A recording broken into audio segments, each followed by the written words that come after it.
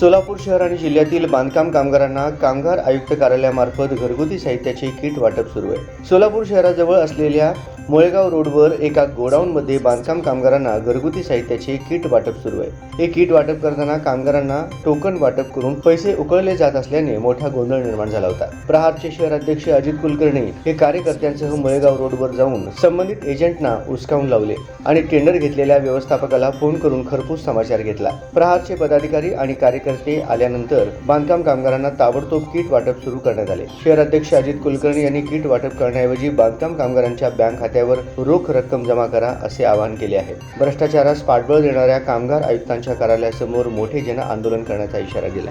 काही दिवसापूर्वी कामगार आयुक्तांना मी गायकवाड साहेबांना जाऊन भेटलो होतो। संबंधित इतर जे लोक लांब लांबून तालुक्यावरून करमाळा तालुका असेल, मंगळवेढा तालुका असेल, सांगोला असेल, आजूबाजूच्या तालुक्याचे 2-2, 3-3 दिवस, आता माड्याचा एक व्यक्ती होता 8 दिवसापासून तो म्हणजे एरझारा मारत आहे, त्याचे हेलपाटे होत आहेत।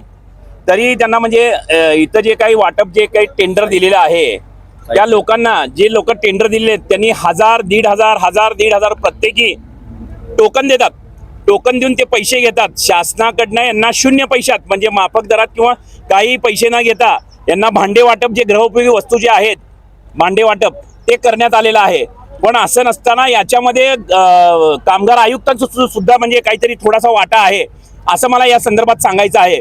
जेणेकरून इथं ज्यांना टेंडर दिलेलं आहे, आता आपण माझ्या मागं गर्दी पाहू शकता, सकाळपासून ताटकळत लोक बसलेले होते। आता येऊन मी कामगार आयुक्तांना फोन केला, संबंधित व्यक्तीला टेंडरवाल्यांना त्यांनी फोन लावल्यानंतर हे कामकाज त्यांनी चालू केलेलं आहे।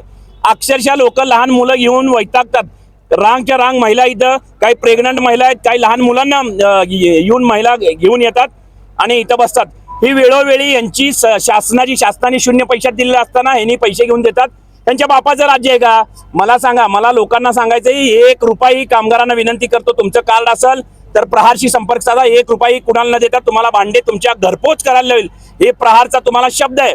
पण लोक काय करतात, इथं आल्यानंतर की फोन करतात प्रहारला, असं झालं तसं झालं, 1000, 1,500 रुपये देतात। मग शून्य पैशात जर द्यायचे असतील भांडे, शासनाची जर स्कीम असेल तर याच्यात कामगार आयुक्तांचा सुद्धा हात आहे, तिथल्या टेंडर लोकांचा सुद्धा हात आहे। मला सांगा, एका किट मागा 1000 रुपये म्हणजे दिवसातून यांनी 2-2, 3-3 हजार म्हणजे जवळजवळ 10-10, 15-15 लाखाचा गपला, करोडोचं ह्याच्यामध्ये टेंडर गेलेलं आहे। यामध्ये कुणाचा म्हणजे कुणाला दोषी धरायचं हा प्रश्न सामान्य नागरिकांना, बांधकाम कामगारांना पडलेला आहे। तर यात जर यांनी 8 दिवसाच्या आत त्या तालुक्यात, आणि मी तर म्हणतो की शासनाने डायरेक्ट कामगारांच्या खात्यावर इथं जे रेट ती भांडे देत आहे तर त्यांच्या खात्यावर पैसे जमा करा तुम्ही, त्यांना इथे यायची गरज नाही। तर या माध्यमातून, प्रहारच्या माध्यमातून मी आपल्याला विनंती करतो, अन्यथा 8 दिवसानंतर आक्रमक आंदोलन केल्याशिवाय आम्ही राहणार नाही। धन्यवाद।